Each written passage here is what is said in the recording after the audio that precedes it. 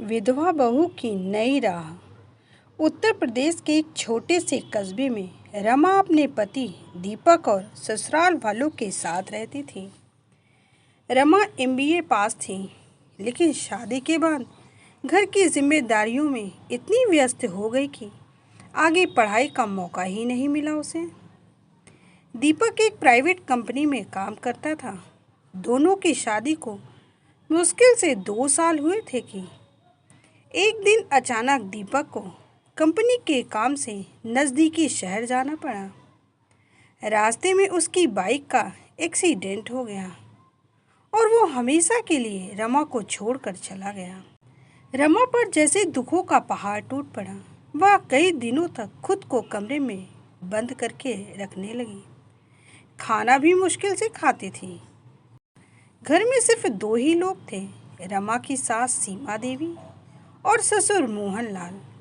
दोनों के लिए बहू ही अब घर का एकमात्र सहारा थी।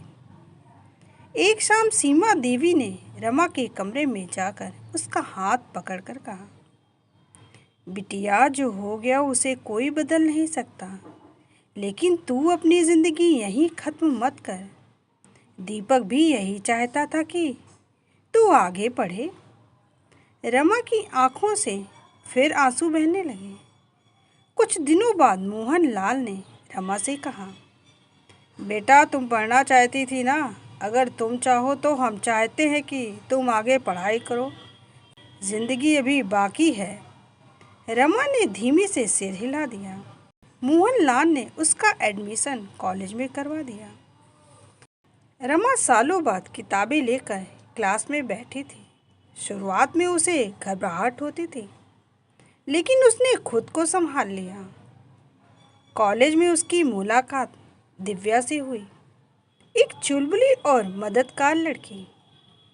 दिव्या ने ही सबसे पहले रमा को बताया कि कॉलेज में एक कम्युनिटी सर्विस क्लब है, जहां गरीब बच्चों को फ्री में पढ़ाया जाता है। रमा ने सोचा, शायद दूसरों की मदद करके मेरा भी दर्द कम हो जाए। वह क्लब में शामिल हो गई और बच्चों को पढ़ाने लगी। धीरे धीरे बच्चों के मासूम सवालों ने उसकी ज़िंदगी में फिर से मुस्कान लौटा दी। क्लब का इंचार्ज था अमन, एक सरल और शांत स्वभाव का युवक जो गांव-गांव जाकर बच्चों की शिक्षा के लिए काम करता था। रमा को देखकर अमन ने उसकी हिम्मत की तारीफ की। धीरे धीरे अमन को रमा का स्नेह, उसका धैर्य और बच्चों के प्रति उसका प्यार बहुत पसंद आने लगा। लेकिन अमन ने कभी कुछ कहा नहीं रमा से। एक दिन क्लब में समारोह हुआ। रमा ने खुद बच्चों के साथ एक छोटा सा नाटक तैयार किया। कार्यक्रम के अंत में अमन ने मंच पर आकर रमा को सबके सामने सम्मानित किया। आपने सिर्फ बच्चों को ही नहीं, हम सबको भी सिखाया है कि जीवन में कितनी भी मुश्किल क्यों ना हो, रुकना नहीं चाहिए।